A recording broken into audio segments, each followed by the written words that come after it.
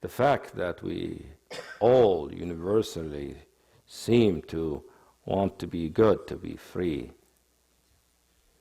to be happy, to be free from pain and suffering and from limitation and constriction, must indicate something about us human beings. Like something about what we are, something about our nature makes us want that. And we can't rest, we can't feel contented without feeling some measure of happiness, a measure of freedom. I think of it as a love affair, meaning there's something we truly, fully, completely love.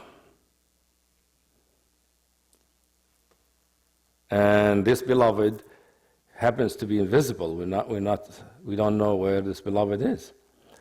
And just like as usual, when we are in love, we feel unhappy until we are with the one we truly love.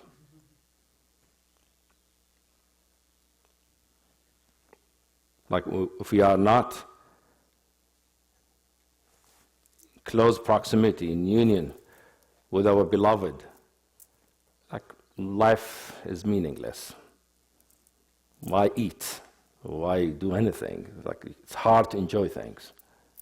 Because what I love most, what I value most, what gives me most joy is not there. I'm not aware of it.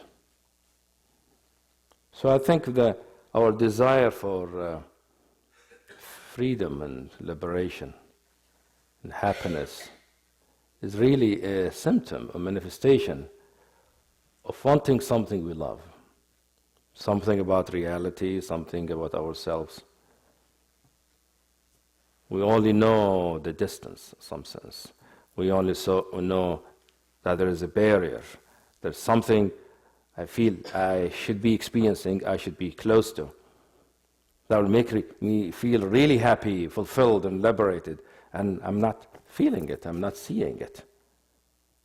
So I can't help but be unhappy and search for it. And we search for it with many ways.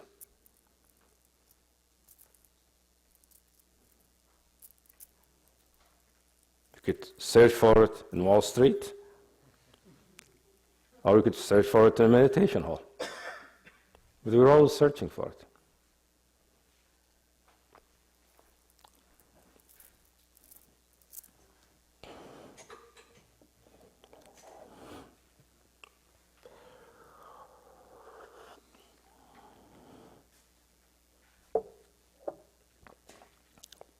And frequently it's hard to tell who's more successful in getting closer to the beloved. Because it's not that definite what the beloved is. It's not that easy. I mean, some of us might spend 20 years meditating and not necessarily feel close, near. But it is known throughout history that meditation, inner work, seems to be more effective than doing commerce in Wall Street. Although for some people, doing commerce in Wall Street might be faster.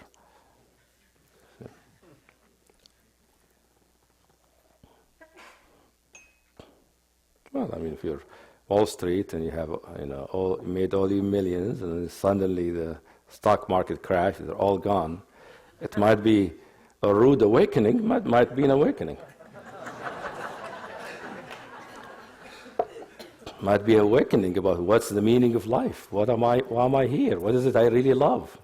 What am I? I thought was I going to get with these millions? You see.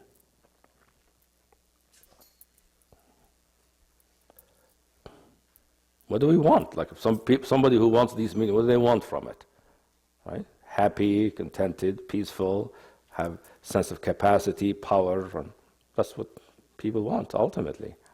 What do people who meditate want? Same thing. What else?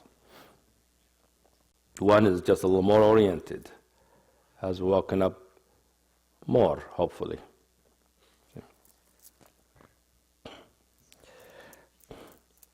So in other words, we seem to agree that we want a condition that is free from the usual pushes and pulls of everyday life, a condition that is peaceful in itself, a condition of contentment or happiness that is untouchable, unruffled by everyday circumstances. We want a condition that is free from the usual limitations. Limitation of the body, limitation of the mind, limitations of our environment, situations, relationships. We all, in some sense, very yearn, long, so strongly, so deeply for something like that. I mean, look at all the trouble we go through to do that. So I think it's good at some point we take stock of what is it? Why are we doing what we're doing? Why are we spending day after day meditating and working on ourselves, going to retreats, reading books, and spending a lot of our time doing this thing when we can just actually go out, have a nice walk, you see, enjoy the sun. There's something we're after, you see. There's something we feel we can't approach just by necessarily going take a walk in the sun. That's not effective, not enough on its own. We do need to meditate, work on ourselves, understand ourselves, do some kind of practice or another.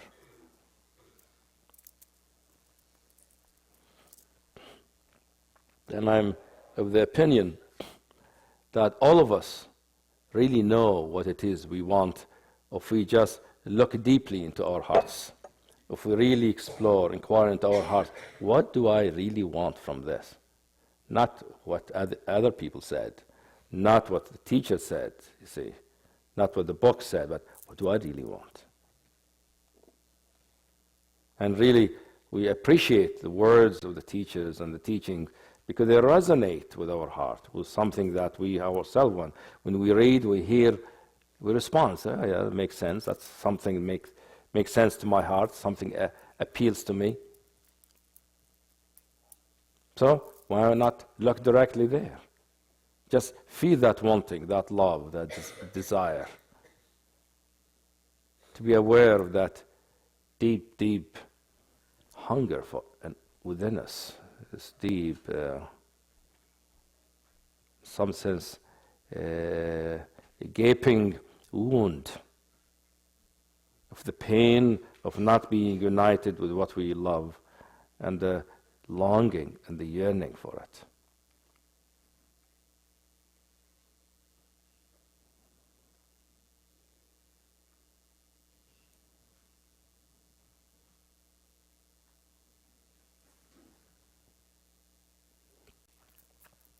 So at the depth, we are all forlorn lovers, dejected, sad, discontented, unhappy, don't know what to do with ourselves, with our lives. We're passing time till we meet our true beloved that will make our heart full with the condition that we love. For a long time, we might think the beloved is outside. By the time we come to a meditation hall, we have already sort of learned it's not outside. It's something that resides within. But what is it? And how to get near, how to stay near, how to be one, inseparable from that condition that we love so much, the condition that we see as our own freedom.